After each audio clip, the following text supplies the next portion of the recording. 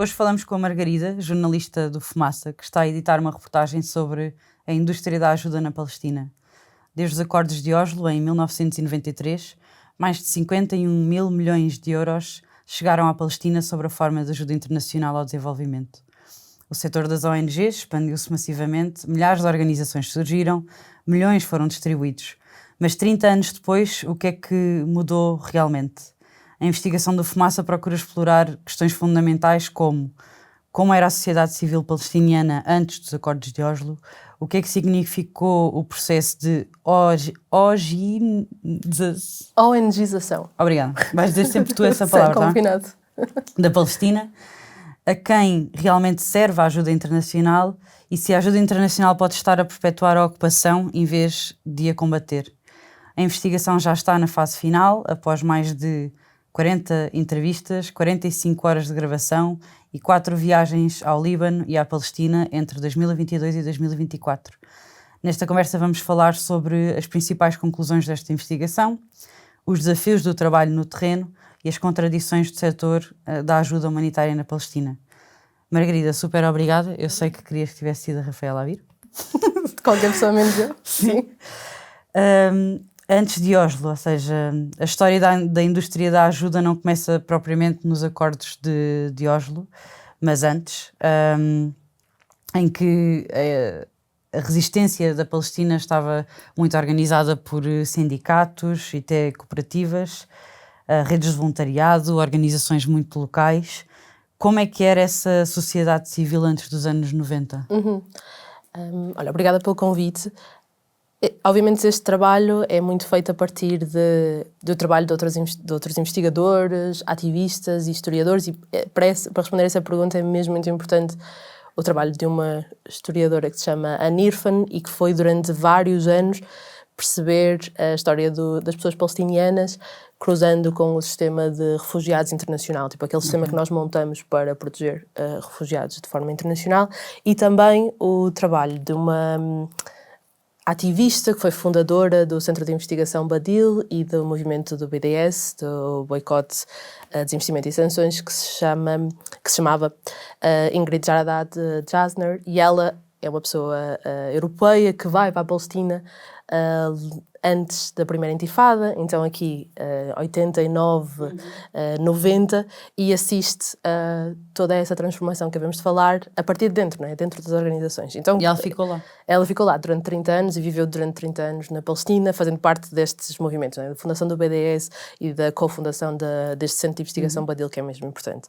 E a maneira como elas contam esta história, basicamente, é na sequência da ocupação, em 1948, há aqui vários marcos importantes. Então, em 64 é fundada a OLP, a Organização para a Libertação da Palestina, que junta uma série de movimentos políticos palestinianos sobre esta vária organização e movimentos políticos com percepções muito diferentes e maneiras de atuar muito diferentes. Em 67 há a chamada Guerra dos 6 Dias, que é marcada pela derrota árabe contra o Estado israelita e, para muitos palestinianos, o abandono de vários países árabes à causa palestiniana, ou pelo menos a desistência de, vamos só permitir que a ocupação israelita se perpetue e se acentue ainda mais, precisamente na Cisjordânia. E então, para vários autores, este 67 acontece um acordar da consciência palestiniana de que a libertação será feita por nós, de que não é com os países árabes que conseguiremos fazer esta libertação e de que depende de nós. E então, o que tanto a Anne Irfan como a Ingrid contam é que nos anos 70 e 80 há uma proliferação de comitês de mulheres, organizações de voluntários, sindicatos, também organizações de estudantes que se tornam mesmo muito importantes na sociedade civil palestiniana e que são organizações, muitas delas quase informais e na verdade isto para muitas pessoas árabes é uma coisa, nós estamos a usar termos ocidentais para caracterizar estas organizações porque no fundo eram movimentos muito inorgânicos e profundamente politizados e isso é a grande diferença para quando depois estas organizações se transformam em organizações não governamentais em que há aqui uma despolitização. Porque a maior parte destas organizações, lá está, comitês de mulheres, organizações locais e muitas delas muito orgânicas, são profundamente ligadas, algumas delas à OLP, esta organização de partidos, porque em 67 vários destes partidos são ilegalizados perante a lei israelita, por isso não podem atuar. E a maneira como o braço social destes partidos acabam por ter muitas destas organizações que não podiam ser ilegalizadas. Que não podiam ser ilegalizadas, exatamente, e então que fazem muito do trabalho que os partidos queriam fazer, que era, quer dizer, não só um trabalho de prestação de ajuda social ou de cuidados sociais que eram necessários à população, não é? Na ausência de um Estado formal, prestavam muitos desses serviços, e também trabalho político de proliferação do sentimento nacionalista. Na verdade, muito desse trabalho de mobilização de massas era feito mesmo por estas organizações. Mesmo a ideia de Estado é uma coisa muito ocidental, exatamente, nós temos sim. também. Sim, então havia aqui estas organizações como um braço social dos partidos que estavam ilegalizados, e também é muito importante para formar uma geração de líderes que depois vai, na verdade, ser a geração de líderes que comanda a primeira intifada, que é profundamente orgânica e que, na verdade, é caracterizada por várias pessoas como o verdadeiro movimento social de base, que não é organizado por instituições formais, que não é monopolizado por partidos políticos, que é uma coisa profundamente das pessoas, das ruas, das pedras, das barricadas, para depois fazer mudança política a sério. Por isso, aí até aos anos 90, ou pelo menos até a institucionalização dos Acordos de Oslo, é esta sociedade civil que se caracteriza, que depois tem coisas mesmo interessantes, como estima-se que havia cerca de 1.500 organizações locais na Palestina, são bastante à época, e que garantiam, por exemplo, 30% das escolas, 60% dos serviços de saúde e quase todas as agências de desenvolvimento agrícola. E, obviamente, a Palestina na altura, agora, mas também na altura, o desenvolvimento agrícola era algo bastante importante, e eram estas organizações que alavancavam o setor. Por isso era algo assim muito transversal e muito importante na sociedade civil palestiniana, e quase esse substituto ao Estado. Foi a primeira intifada e, no fundo, a exposição mediática da primeira intifada que mostrou a Palestina ao Ocidente, e que foi aí então que depois todas essas organizações foram para a Palestina, as internacionais. Ou seja, não deixou de ser, se calhar, tanto as locais, e houve essa coisa massiva de várias ONGs irem para lá. A Ingrid conta muito essa história, e na verdade que ela assistiu com os Acordos de Oslo em 93 a ver esta explosão o descobrir mediático da Palestina, e as organizações internacionais, as grandes organizações internacionais e os grandes financiadores da ajuda humanitária descobrirem, acho que a expressão dela é mesmo descobrirem que os palestinianos são uma coisa, um assunto, mais nesse sentido, são um assunto. E isso significa depois começarem a escrever, principalmente a partir desta altura, começar a escrever a Palestina como um tema dentro da organização da ação humanitária, ou seja, organizações internacionais começam a abrir escritórios em Ramallah, na capital administrativa da Cisjordânia, começa-se a institucionalizar ou a institucionalizar mais que a Palestina é um sítio onde se trabalha, onde estas organizações se trabalham. Antes, a par destas organizações locais, já havia obviamente várias organizações internacionais de caridade e religiosas, os Quakers, por exemplo, do Reino Unido, mas a partir dos Acordos de Oslo, em que há também da parte da Palestina esta institucionalização de que há um proto-Estado com a criação da Autoridade Palestiniana, que é suposto ser temporária nos primeiros anos a seguir aos Acordos de Oslo, há aqui condições para que Bem que se dizia que era suposto ser temporária. Os Acordos de Oslo definem que a Autoridade Palestiniana devia ser uma instituição temporária até à estabilização. Da organização, tipo de estabilização. Exato, de estabilização até à criação de um efetivo governo e Estado palestiniano. E isto, 30 anos depois dos Acordos de Oslo, nunca saímos desta solução temporária. Mas os Acordos de Oslo criam uma base institucional, ocidental, também, se quisermos, para que depois uma série de organizações defina, sim, estes territórios ocupados da Palestina existem, são até uma unidade estatística, podemos pôr nos nossos relatórios, que têm não sei quantas pessoas aqui nestes territórios ocupados da Palestina, e podemos trabalhar lá. e é um território que está em paz. A paz definida pelo Acordo de Paz de Oslo, né? E então há esta proliferação das ONGs, há a transformação brutal da cidade de Ramallah como o centro das ONGs, abrem escritórios, depois com todas as consequências que tem sempre que grandes ONGs internacionais e trabalhadores ditos expatriados vão para estes sítios, né, estrangeiros, que têm muito mais poder de compra, que podem pagar rendas mais altas, que levam os carros das suas organizações, que procuram comodidades ocidentais. E então, quando se vai a Ramallah, nota-se que é uma cidade profundamente alterada pelas empresas, pelas organizações internacionais que lá existem. E é a partir dos Acordos de Oslo que este movimento começa de forma bastante intensa, acabando por levar as organizações locais a reboque. Porque quando se instala este sistema...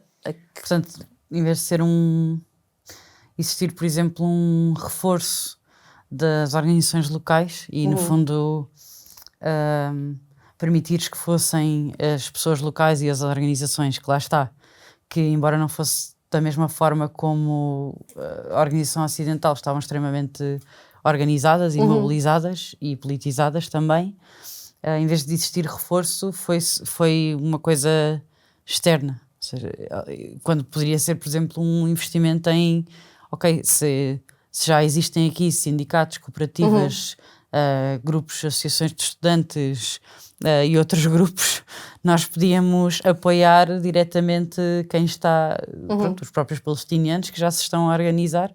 E achas que é, não sei se ias dizer outra coisa qualquer, ia te perguntar se é por também isto que tu chamas que tens chamado a isto, que é em si um posicionamento de indústria da ajuda, e o porquê desse termo. Mas não sei se ias dizer outra coisa antes, desculpa. Ia dizer que, na verdade, estas organizações não é assim que elas trabalham de origem, né?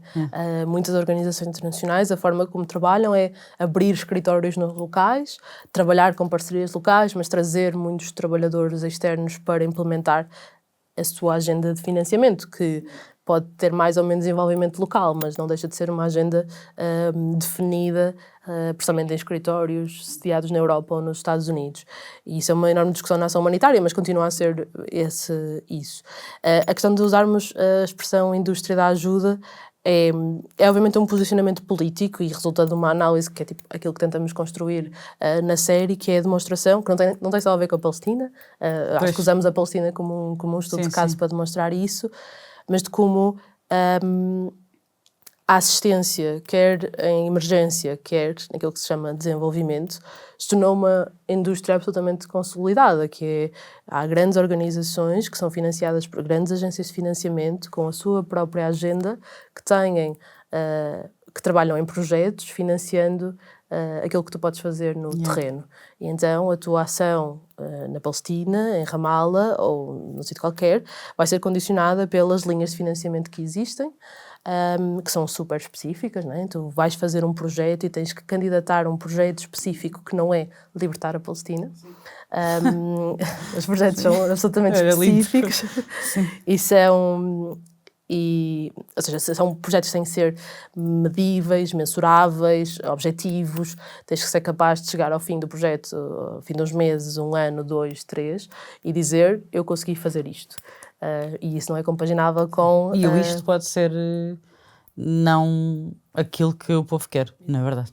Acho que essa é depois a grande questão de quem é que define a agenda, quem é que define aquilo que se faz e como é que essa agenda incorpora a vontade dos financiadores ou a vontade das pessoas. Mas a questão de ser uma indústria... o motivo por que falamos em indústria da ajuda é precisamente essa institucionalização e a burocratização do trabalho. São postos de trabalho de pessoas, são organizações que funcionam quase como empresas, sem fins lucrativos, mas a sua organização é profundamente empresarial, na maneira como funciona. Não é uma coisa... Não tem o lado voluntário do trabalho que tem coisas muito interessantes, que é Tu não tens uma lógica corporativa, não estás a fazer aquilo para que tenhas que justificar o teu trabalho a financiadores, por exemplo.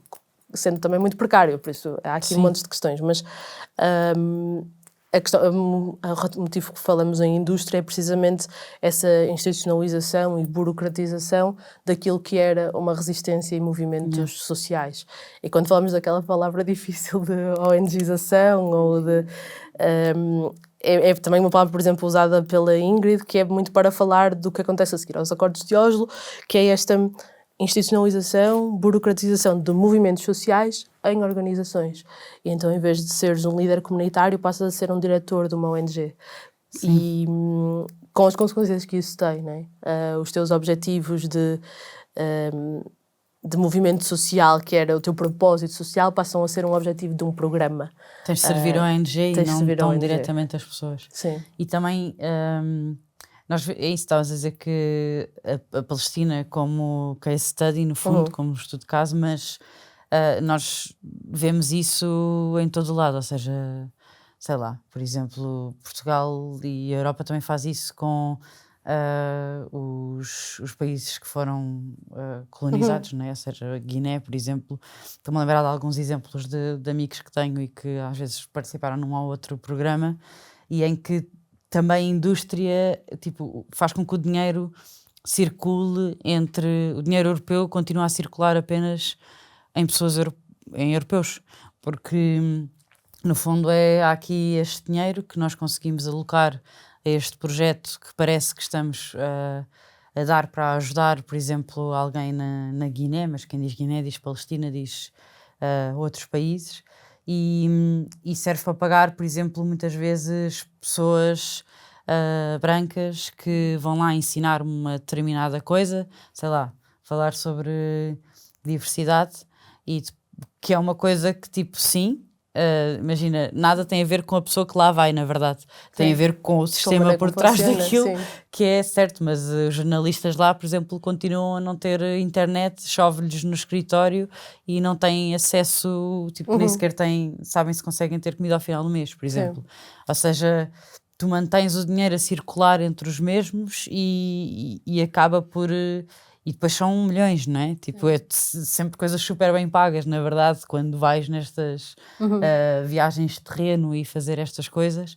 E o dinheiro continua só a circular dentro dos mesmos, que muitas vezes são os que já exploraram antes e que continuam a explorar de diferentes maneiras. Sim, porque há essa projetização, não é? De tudo se transforma um projeto.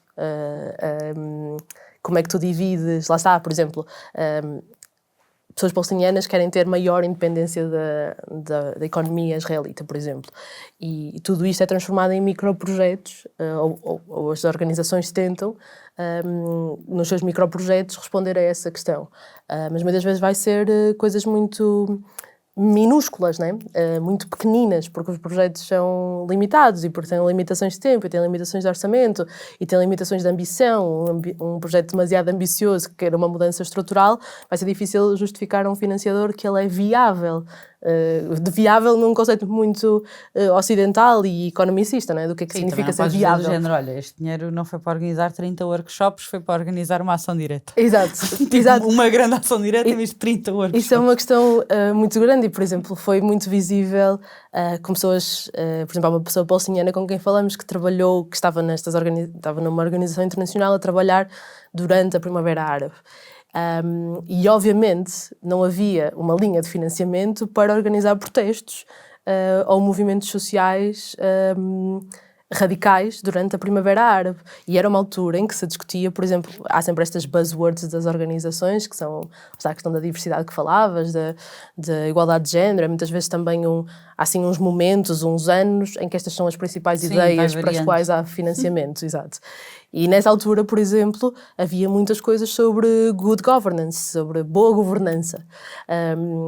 E da parte das organizações locais, embora sejam vistas muitas vezes com um olhar muito paternalista, obviamente as pessoas sabem o que é que está a acontecer e conhecem a indústria, conhecem estes mecanismos e também percebem como é que os podem usar. Então, há muitas vezes a apropriação por parte das comunidades locais, de dizer, ok, é good governance que vocês querem, ok, então nós vamos desenhar um projeto que vai dizer lá várias vezes as palavras good governance, mas vai, na verdade, o intuito é nós conseguirmos manter aqui um grupo comunitário que, na verdade, nas suas horas vagas vai estar a organizar manifestações.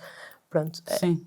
Há uma trabalhadora que vive aqui em Lisboa, que trabalhou durante muitos anos quer em Gaza, quer na Cisjordânia, chama-se Annalyn Grutten, e ela fala exatamente desta questão, que muitas vezes o paternalismo ocidental perante as organizações locais também se aplica às pessoas que são beneficiárias da ajuda.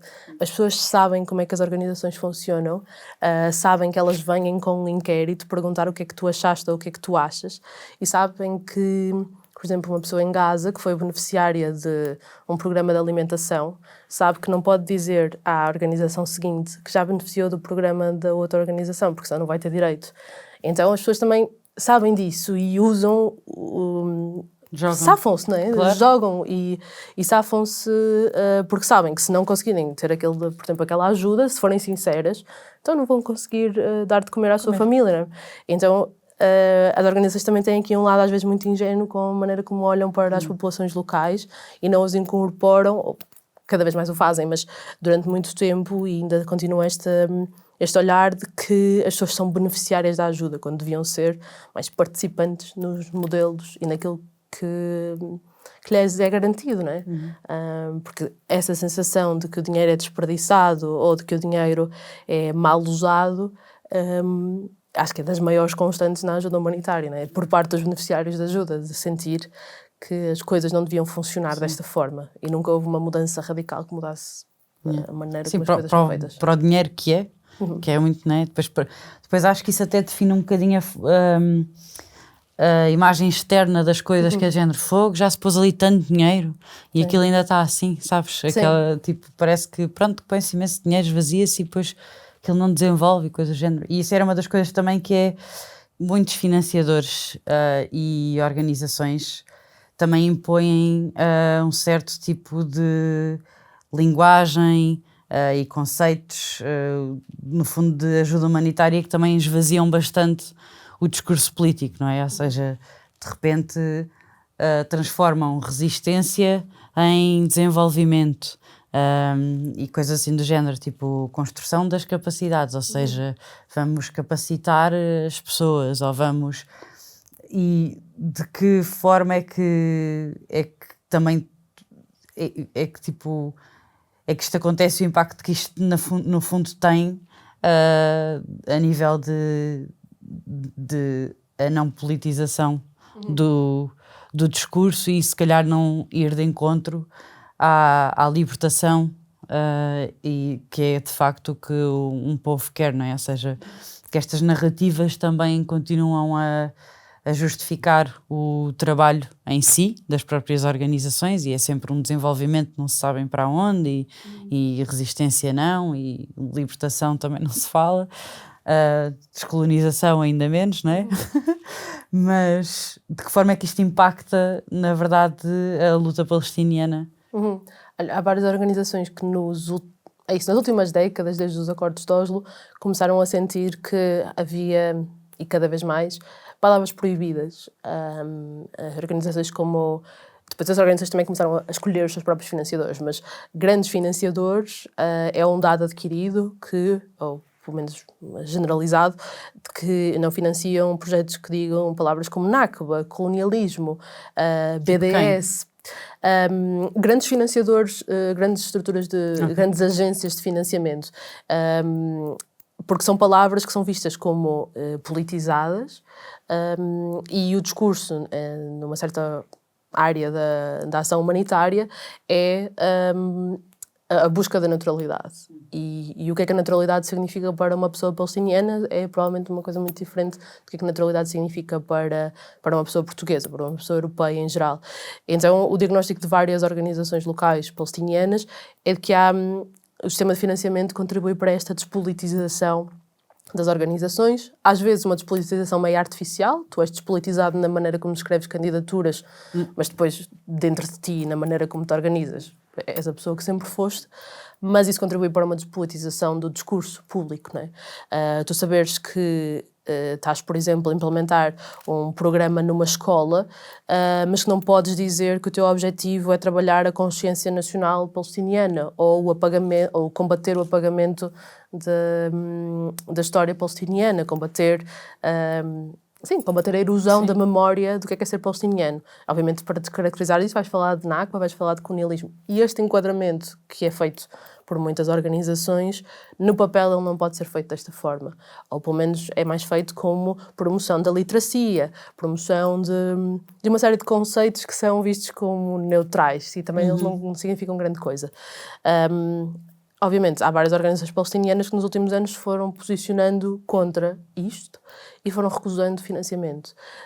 A partir de um momento em que começam a surgir também várias cláusulas anti-terrorismo, que são uma coisa bastante simples no papel, que é dizer não podes ter ligações com organizações terroristas, mas dentro do cenário palestiniano há várias organizações consideradas terroristas que para várias ONGs são de resistência palestiniana armada e várias organizações palestinianas não concordam com este conceito ocidental de terrorismo, mas acima de tudo nunca poderiam garantir aquilo que é pedido pelos financiadores, que é nenhuma pessoa envolvida na tua ação, incluindo beneficiários, pode ter ligações terroristas.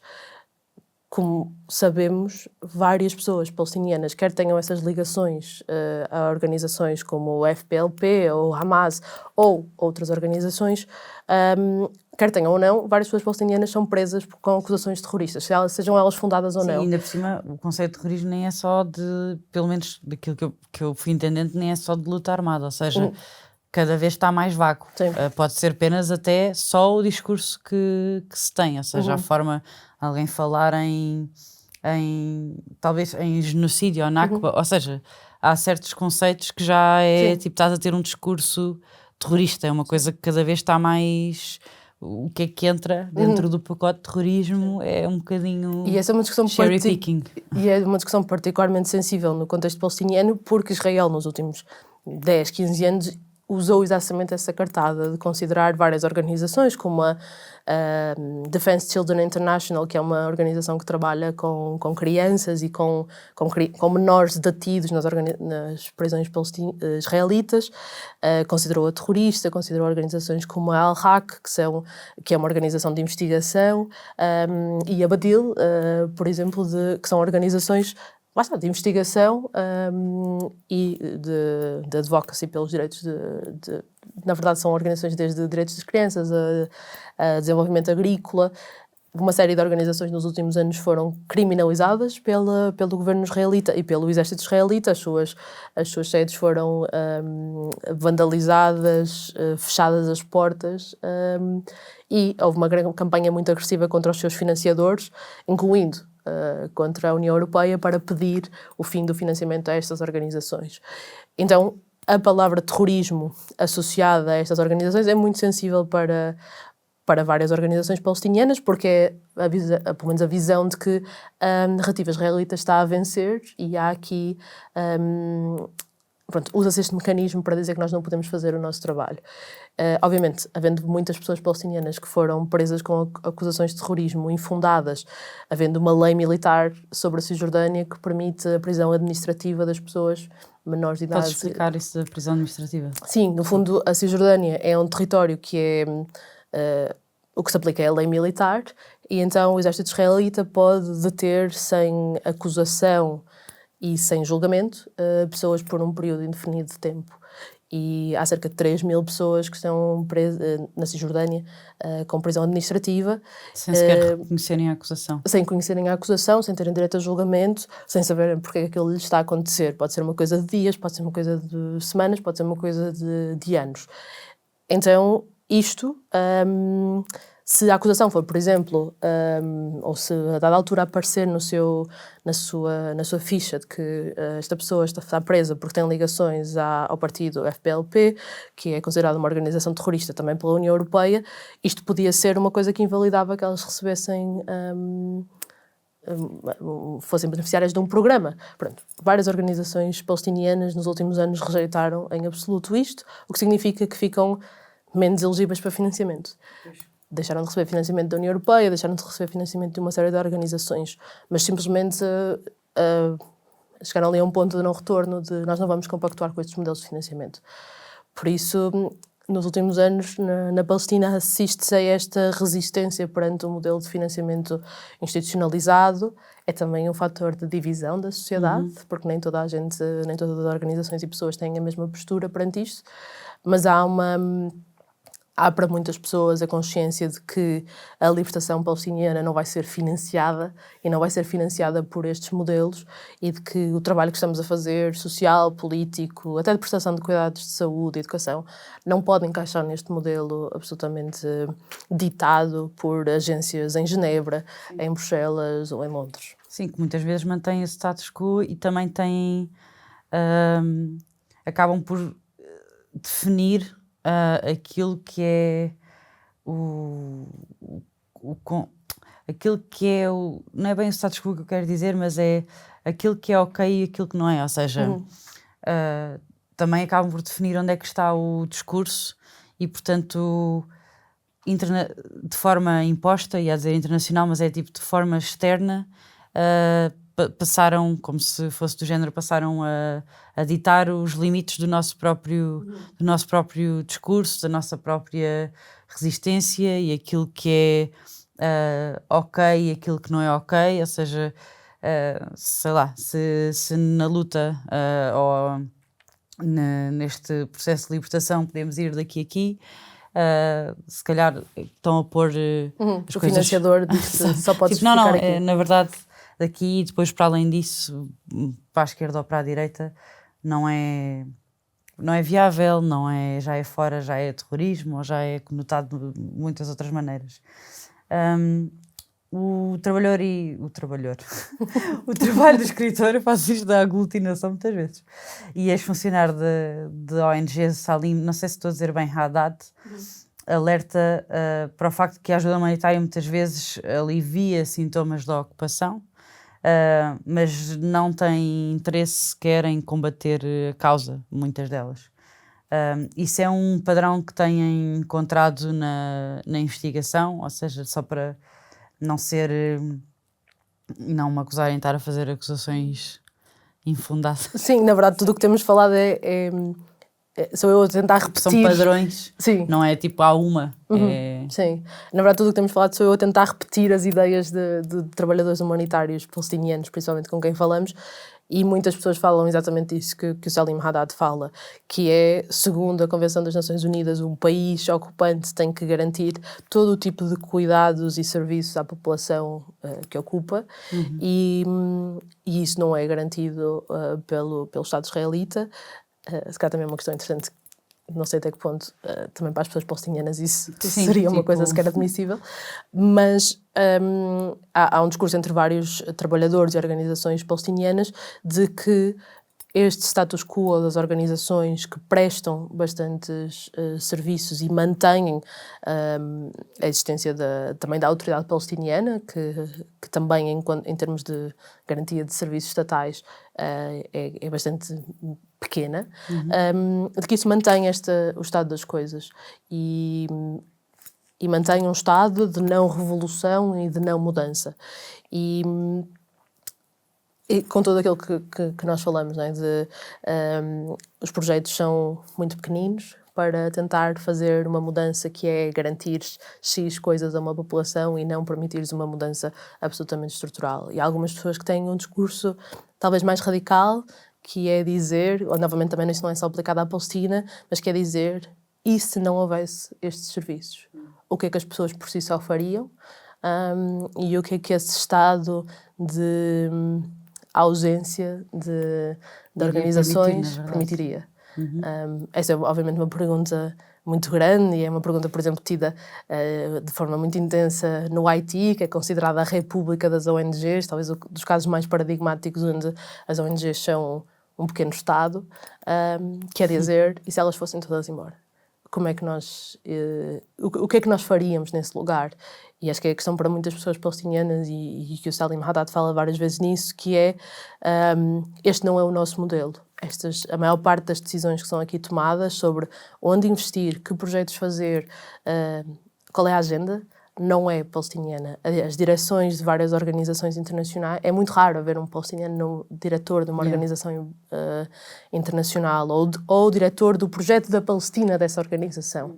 Isto é obviamente uma coisa que está a mudar, há muita mudança nas ONGs de fazer este processo, outra buzzword que é a localization, de localização da ajuda, mas as FIAs continuam a ser maioritariamente internacionais, ou pelo menos a decisão sobre o que é feito é tomada normalmente em capitais europeias. Então, sim, isso desresponsabiliza organizações locais, como a Autoridade Palestiniana, desresponsabiliza a ocupação e mantém este status quo de não alteração em 30 anos. Pois, porque muitas vezes nas ONGs e muito no discurso ocidental, lá está, é muito valorizado enquanto valor ético a neutralidade. Mas como é que é possível aplicar a neutralidade num sistema de ocupação, de colonialismo, de apartheid? O que é isso da neutralidade na prática? Sim, essa é uma questão que é muito colocada. Zaha Hijazi, que é um ativista neste momento no movimento BDS, que trabalhou na Amnistia Internacional, falava precisamente dessa questão de, para mim, como pessoa palestiniana, dizer BDS e dizer colonialismo é absolutamente importante. Eu não posso falar sobre isto sem o dizer. E a maior parte das organizações internacionais, incluindo organizações internacionais vistas como politizadas, como a Amnistia Internacional, não o dizem exatamente com estas palavras. Foi preciso uma equipa bastante grande também que envolveu palestinianos para que há uns anos a Amnistia Internacional fizesse aquele relatório bastante importante sobre a apartheid. Mas esse relatório aparece décadas depois dessa palavra ser usada pela população palestiniana. E para muitas pessoas palestinianas isso é demasiado lento. Demora muito tempo a que esta politização seja feita. Isso também se pode assistir a isso com a palavra genocídio aplicada ao que acontece em Gaza. Demora muito tempo até que esse reconhecimento seja feito. Tens agora as organizações internacionais a dizer que há indícios de... Demora, ou seja, a maneira como a sociedade civil palestiniana avança e aquilo que as ONGs dizem em termos de discurso é algo que é bastante distante umas coisas das outras. Mas tu fizeste uma pergunta que era muito boa e que eu já me esqueci qual era. O que é que significava na prática essa neutralidade? E então, para muitas pessoas palestinianas, a palavra neutralidade é por si só problemática, porque assume... Há uma coisa... Por exemplo, na medicina, a neutralidade é uma coisa simples, que é, tu tratas todas as pessoas de maneira igual. Tu estás num sítio e tratas soldados e pessoas milicianas da mesma forma. Vais tratá-las. Vais resolver o problema delas, vais salvar a vida delas. Quando estamos a falar de projetos sociais, acho que isto tem uma componente bastante diferente. E para muitas pessoas palestinianas, neutralidade significa normalizar a ocupação, aceitar que a ocupação existe, não fazer nada contra ela, porque não podes tomar lados. E, obviamente, para muitas pessoas isto é absolutamente problemático. E, no caso palestiniano, neutralidade também significa, muitas vezes, não dizer a palavra Palestina, porque, por exemplo, para a ONU e para aquilo que é chamada comunidade internacional, a Palestina não existe. Existem os territórios ocupados da Palestina, os territórios palestinianos ocupados, não existe a Palestina. E se fôssemos dizer o que era a Palestina, qual é que era o mapa que usaríamos? Era o mapa da Cisjordânia e Gaza, ou era o mapa da Palestina histórica? E então isto é que é o conceito de neutralidade e a forma como isto impacta o trabalho que é feito é o que permite, por exemplo, não utilizar palavras como colonialismo, a Nakba, porque isso seria assumir, numa certa visão, a narrativa palestiniana e seria assumir que a Palestina histórica existe e de que aquele então, mapa... Um ocupante. E que o mapa de 67 é uma ocupação. Por isso, políticas de neutralidade para muitas pessoas palestinianas são precisamente a base da manutenção do status quo. E acho que na série que devemos publicar, e que se chama precisamente Indústria da Ajuda, é a forma como tudo isto, a projetização, a despolitização, uma coisa que não falamos ainda muito, mas que é a maneira como todos estes mecanismos fragmentam a sociedade civil palestiniana. Cada um está a competir por dinheiro, pelo seu projeto, pela sua ONG, pela manutenção da sua ONG, e isto fragmenta a sociedade civil. e como as políticas de neutralidade fazem esta manutenção do status quo, em que ao final do dia tens muitas organizações locais e internacionais, mas nenhuma delas consegue dizer eu estou a lutar pela libertação da Palestina, ou eu estou a lutar pelo, se calhar mais facilmente por aí, mas eu estou a lutar por um Estado, por 2 Estados. Não, eu estou a lutar, por exemplo, para garantir cuidados do VIH nesta comunidadezinha pequenina.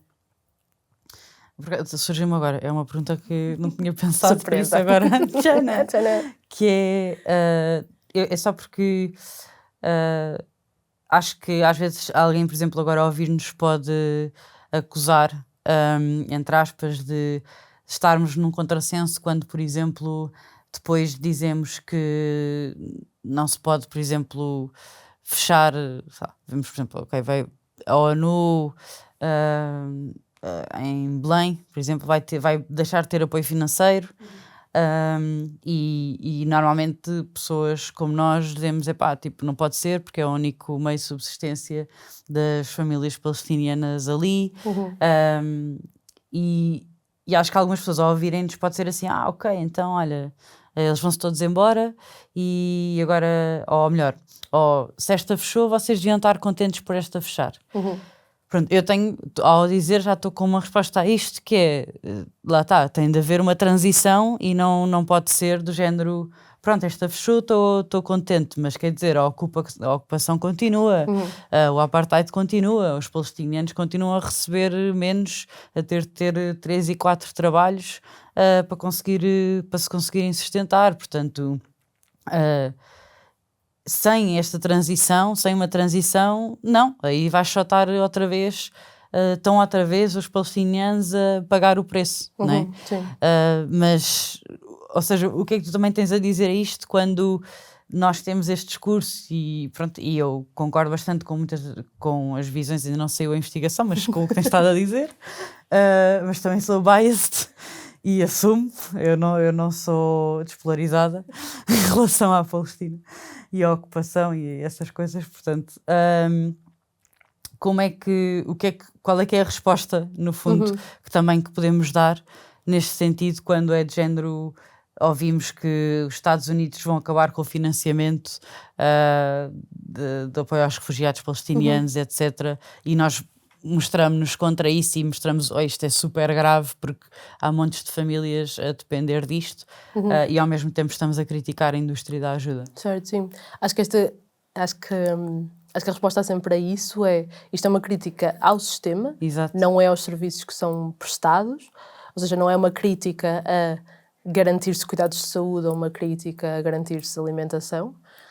É uma crítica como é que esta ajuda é prestada e que consequências é que ela tem na sociedade palestiniana. Então, acho que é acima de tudo um exercício de complexificar brutalmente, e se calhar esta conversa é muito geek e muito filosófica às vezes, porque é exatamente isso, é tipo questionar as bases. Na conversa com a Dima, uma das coisas que eu gostei muito que ela disse foi só que ela diz que não temos de ter medo ou seja, que também se é complexo, a conversa parar aí, porque é complexo também, temos muito essa coisa do mas agora é complexo. Está bem, e quê? Não é? Tipo, tem de se começar a falar sobre isso, se é complexo, então devíamos ter começado ontem. Tipo, não é igual a inação. Portanto, sim, estamos a complexificar porque também levaram-nos até este ponto em que agora, sim, é complexo, mas... E também porque esta é uma conversa que vem da sociedade civil palestiniana, não é? Acho que nos lembramos que isto era bem importante, bora perguntar às pessoas o que é que elas acham sobre isso. Tipo, as pessoas estão a falar, as organizações e as pessoas estão a falar sobre isto há muito tempo, como um problema, como um mecanismo de perpetuação da ocupação e como um problema estrutural que não é só solucionado por eu, organização como a Badil, recuso o financiamento da União Europeia. Sim, faço, preciso que outras o façam e preciso que haja modelos alternativos de ajuda. Modelos que sejam profundamente de iniciativa local e que não sejam vou eu em Genebra perguntar às pessoas o que é que elas querem. Não, é tipo, aquele projeto começa nas pessoas, ou aquela resposta começa nas pessoas, e não é fazer um inquérito. Porque depois, quando começamos a falar destes problemas, há muitas soluções que são soluções para marcar um cheque. Fiz um inquérito, perguntei às pessoas o que é que elas queriam. E muitas vezes isso não é, obviamente, um modelo de participação eficaz. Por isso, o que muitas destas organizações reclamam é uma mudança radical do sistema e é uma mudança que também para muitas pessoas é, às vezes, não às vezes, mas é decolonial e tem muitas componentes quase anticapitalistas da maneira como olham para o que é que seria a solução para este sistema. Seria profundo empoderamento das organizações locais, das comunidades locais, para, lá está, que a ajuda não seja prestada de Genebra para Ramala. Mas isso é uma alteração profundamente radical que não é fechar um escritório e também tem outra componente, que é muitas vezes muito injusta para muitas pessoas palestinianas, que é terem que se posicionar pela abolição de organizações sobre as quais elas estão dependentes. Por isso é que a discussão é sempre sobre o sistema, não é sobre uma organização, sobre uma ONG, porque isso é profundamente injusto para montes de pessoas. É a mesma coisa que para palestinianos é uma posição muito desconfortável. Criaste a dependência, criaste a dependência tanto ao criar o problema como a criar uma solução que mantenha a dependência. E depois estás a exigir aos beneficiários que digam nós queremos acabar com ela. Sim. Isso é uma discussão muito grande na Palestina, por exemplo, com as Nações Unidas. Não é? É uma posição muito desconfortável para uma pessoa palestiniana criticar uma organização das Nações Unidas quando, por exemplo, a UNRWA, não é? A Agência das Nações Unidas para os Refugiados Palestinianos, é a sua garantia de representação política e diplomática, num certo sentido. E é uma organização que tem críticas, que as pessoas querem fazer críticas, mas é uma posição muito, muito, muito desconfortável, precisamente porque ela é atacada pelo lobby israelita e, ao mesmo tempo, onde é que fica a voz das pessoas que gostavam que ela fosse diferente?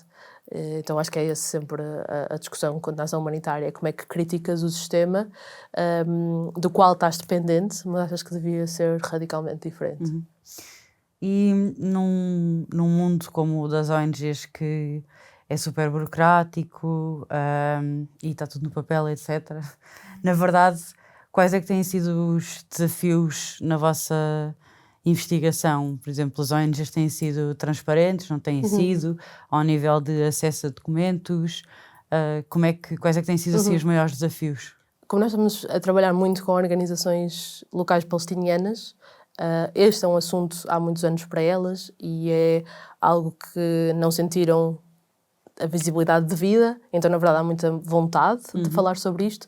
Acho que o principal desafio era aquela questão que eu falava do desconforto e como é que tu falas sobre estes assuntos e pões pessoas palestinianas a falar sobre estes assuntos de uma forma em que elas não sintam que estão a cair no lobby sionista. Isto é uma expressão da Yara Hawari, da Al-Haq, do Centro de Estudos Al-Haq, que fala precisamente nesta questão de é uma posição profundamente desconfortável que nós somos colocados permanentemente de criticar as organizações. Parece que então estás a defender que...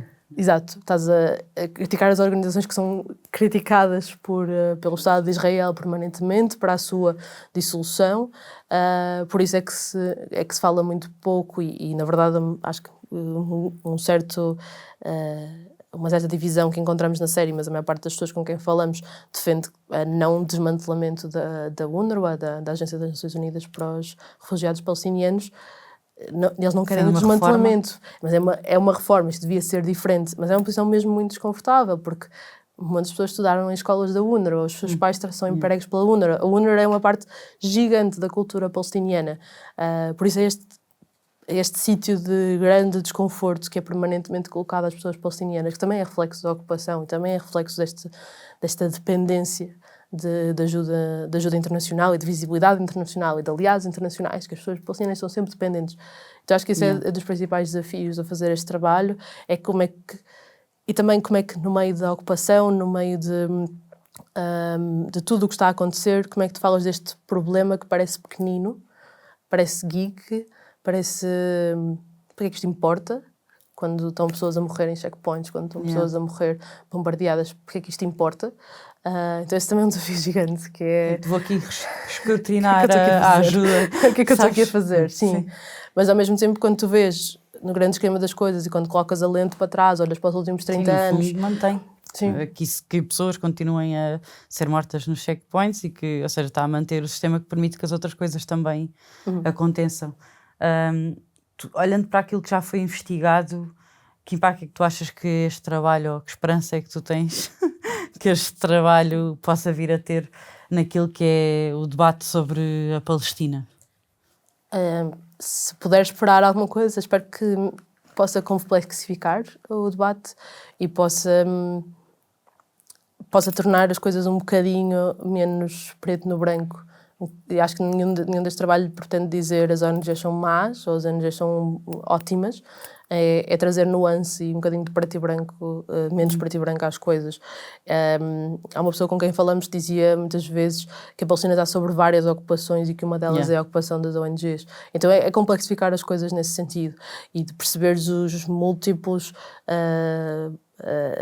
intervenientes que mantêm na manutenção das coisas como elas estão, voluntário ou involuntariamente, porque acho que é uma coisa muito importante na questão das ONGs, é que há aqui mecanismos que são by design, né, do sistema funciona assim, mas as pessoas estão a trabalhar no dia-a-dia. Super boas intenções. Exato. As intenções não são estas, né? E tu podes até estar perfeitamente consciente como na verdade todas as pessoas com quem falamos estão profundamente conscientes dos mecanismos, mas não têm outra forma de atuar dentro desse sistema, porque vais fazer o quê? Tu individualmente desmantelá-lo, por isso tentas o teu quinhãozinho no teu dia-a-dia.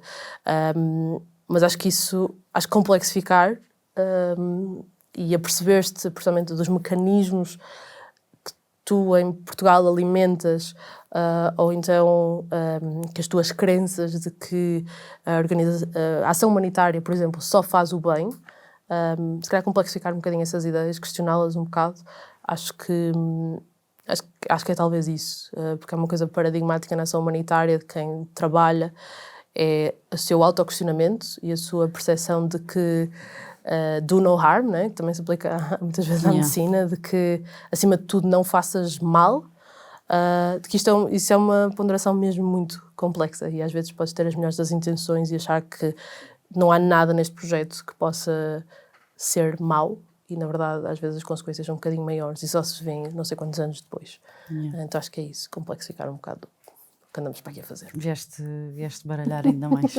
Sim, obrigada pela contribuição. Não, mas obrigada mesmo. Há mais alguma coisa que tu te lembras que... Acho que não. Que nós devíamos mesmo falar? Também? Tá Acho que não, só ouvir a série quando ela sair. Sim, quando é que... Se não faço ideia. Eu queria fazer esta pergunta também e tu eu respondesses, adorava ter uma data específica, não sei. Sim, mas ainda faltam entrevistas ou já estás em fase de edição? Não, já estamos mesmo a acabar de escrever o 3º episódio. Na verdade serão 3 episódios, um episódio extra. Já tem trilha sonora? Sim, em processo e que vai ter banda sonora original e vai ter várias entrevistas extra. Sim, uma minissérie. Estou muito ansiosa. Nós também. Mega obrigada. Obrigada. Tanto na Human como a Fumaça acreditam nas histórias como um caminho para a libertação coletiva. Esta investigação do Fumaça levanta uma questão muito importante. A indústria da ajuda está a ajudar a resistência ou a perpetuar a ocupação? Se consideras este tipo de investigações e este tipo de histórias e este tipo de conversas importantes, este tipo de desconstrução, junta-te à comunidade, seja a nossa, seja a do Fumaça.